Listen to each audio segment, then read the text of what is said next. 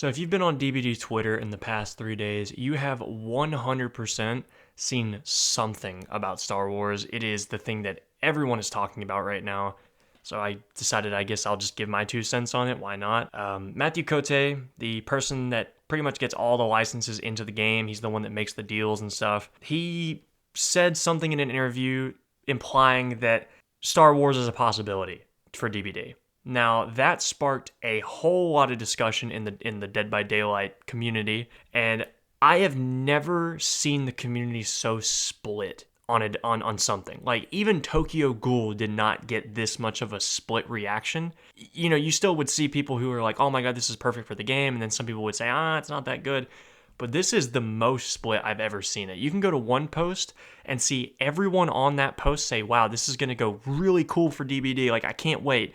And then other people are just like, you go to another post and it'll just be people shitting all over the idea of like Star Wars coming to DBD. So I wanted to give my, I guess, opinion on how this could go. I personally have never seen Star Wars. I've only watched maybe 30 minutes of it, like in a hotel at the beach, like, I don't know, 4 years ago. I don't know anything about Star Wars. I know the characters, but I don't know anything like the story. I still think it fit very well. Like, we all know Darth Vader. He would be the perfect killer. I don't know if they'd added Survivor or not, but pretty much, like, I think it fits. A lot of people, though, were saying that it doesn't fit, that it's not a horror thing, right? It's not there's no horror in it.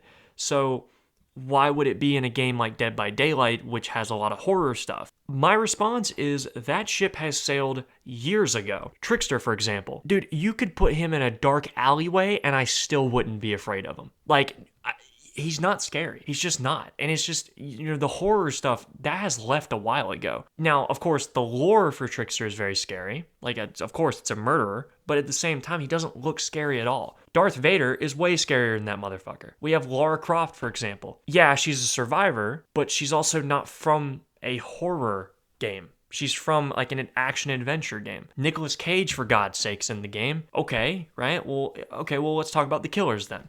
We have Vecna. Dungeons & Dragons is not horror. I don't care what anyone says. Tokyo Ghoul.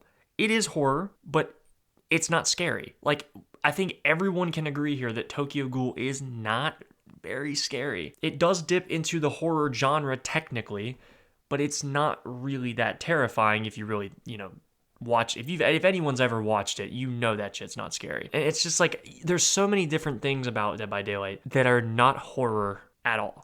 Like, a lot of it might be a little bit horror, and then some of it's just like, dude, this is not scary at all. So if we're really still trying to use the argument of, well, it's not horror, so we can't put it in the game.